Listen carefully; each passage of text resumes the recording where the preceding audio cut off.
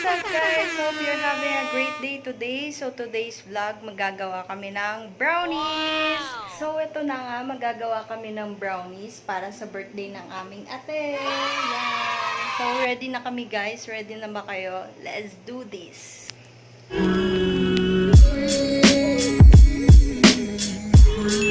So ito guys, ready na kami. Meron kaming ready mix na brownies and crinkles, butter, Quiicks na chocolate, yan, and peanut.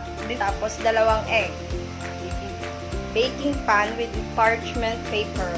Yan. So ready na kami guys. Guys, so let's bake.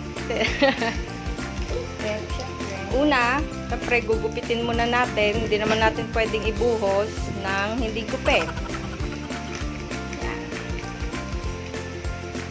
Lalagay natin itong 2 packs na ready mix na brownies dito sa ating bowl. Lalagyan natin ng 1/2 cup ng butter. Yung ating ready mix na brownies. So, ayan na siya. Next, lalagyan natin siya ng 2 perasong itlog.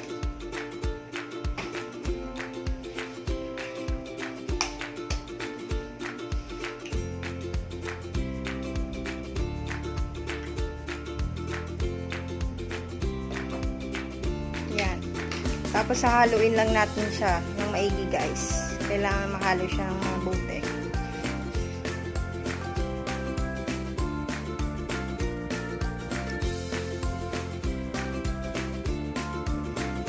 So ayan na guys, medyo na-mix na natin ng maigi ang ating brownies na may butter with egg.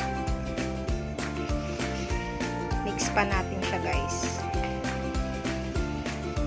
So, next guys, ang gagawin naman natin, lalagyan natin ng butter ang ating parchment paper.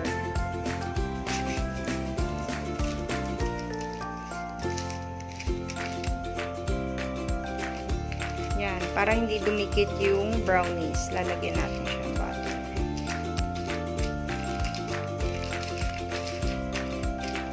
Lagay na natin ang brownies natin na hinalo natin kanina.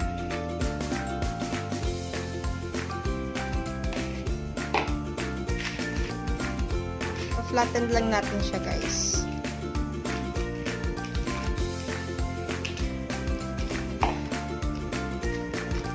Lalagyan natin siya ng butter sa ibabaw para mag-moist siya. Guys, next step natin ay lalagyan natin siya ng peanut toppings sa ibabaw. And then, lalagyan ulit natin ng toppings na Quiick's chocolate.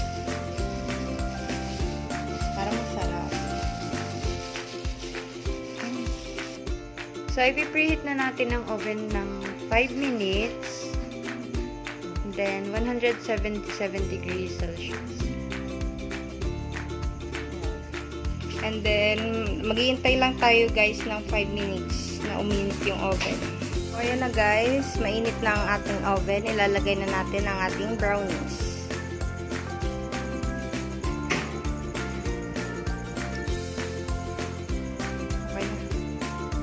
Bake na natin siya for 30 minutes.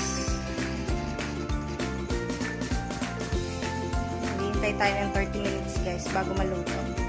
Guys, ayan na, luto na siya. Yan na ang finished product. Malalaman natin pag luto na kapag yung tinutpik natin, hindi na siya nakakapit. Yan, okay na. Luto na siya guys. Yan na, yummy. Ang sarap. Guys, sa halagang 180 pesos, meron ka ng brownies. Napakadali lang niyang gawin guys. So, try nyo na.